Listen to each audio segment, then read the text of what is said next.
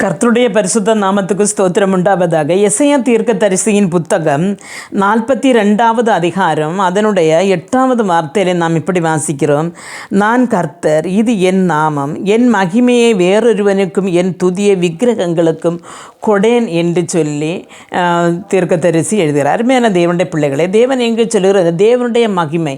அப்போ ஒரு தேவனுடைய மகிமை என்னதென்று அறியாத ஒரு மனிதன் தன்னுடைய ஒரு ஆராதனை அப்படின்னு சொன்னால் தன்னுடைய அந்த தான் தேவனுக்கு செலுத்த வேண்டிய அந்த மகிமையான காரியங்களை விக்கிரகங்களுக்கும் மற்ற பல தேவர்களுக்கும் செலுத்தி கொண்டிருக்கிறார்கள். ஆனால் ஒரு ஜீவனுள்ள தெய்வம் உண்டு என்று அவர்கள் அறியாமல் நடக்கிறார்கள்.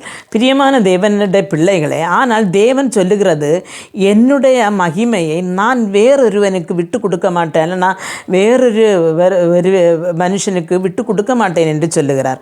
அதனால் என்ன அருமையான தேவனுடைய பிள்ளைகளே, அப்போ கர்த்தருக்கு ஏற்ற பலிகளையும் அந்த மகிமையை நம்ம செலுத்தும் பொழுது தான் நம்முடைய ராஜ்யத்தில் போய் சேர முடியும். சும்மா நாம் கண்ட இடங்களில் பலியிடக்கூடாது என்று வேதத்திலே வசனம் சொல்லுகிறது. அப்போ நாம் காண்கிற இடங்களில் எல்லாம் தூபம் காட்டி, காண்கிற இடங்களிலெல்லாம் காணிக்கை செலுத்தி, காண்கிற இடங்களிலெல்லாம் ஆராதனை செலுத்தி கொண்டிருக்கும் பொழுது ஒருபோதும் ஒரு தேவனுடைய பிள்ளைக்கு உண்மையான தேவனுடைய மகிமையை பெற முடியாது. அந்த மகிமையை தேவனுக்கென்று செலுத்தவும் முடியாது. ஆனால் கர்த்தர் இங்கே என்ன சொல்லுகிறான்னு சொன்னால், இது என் நாமம், என் மகிமையை வேறொருவனுக்கும் என் துதியை விக்கிரகங்களுக்கும் கொடேன் என்று சொல்லுகிறார். அப்போது இதிலிருந்து நாம் மனசில் புரிய வேண்டிய ஒரு காரியம் என்னவென்று சொன்னால், விக்கிரகங்களை தொழுகிறவர்களுக்கும் அதே மாதிரி அவர்களுக்கு விக்கிரகங்களுக்கு துதிகளை செலுத்துகிறவர்களும், துதியும் சொல்லுவோம், ஸ்தோத்திர பலிகள்னு சொல்லலாம்.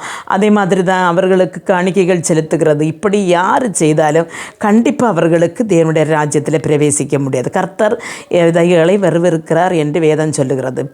ஜெபிப்போம். எங்களை மிகவும் அன்பாக நேசித்து வழி நடத்துகிற நல்ல தகப்பனே, ஆண்டவரே, எங்களுடைய ஜீவித நாட்களிலே ஆண்டவரே உமக்கு செய்ய வேண்டிய துதிகளை மகிமையும் உமக்கே செலுத்தி கொண்டு ஆண்டவர் உம்முடைய நாமத்தின் கீழே உமக்காக வாழ்ந்து முன்னேறி வர ஆண்டவரே எங்களுக்கு கிருபை தாரும்.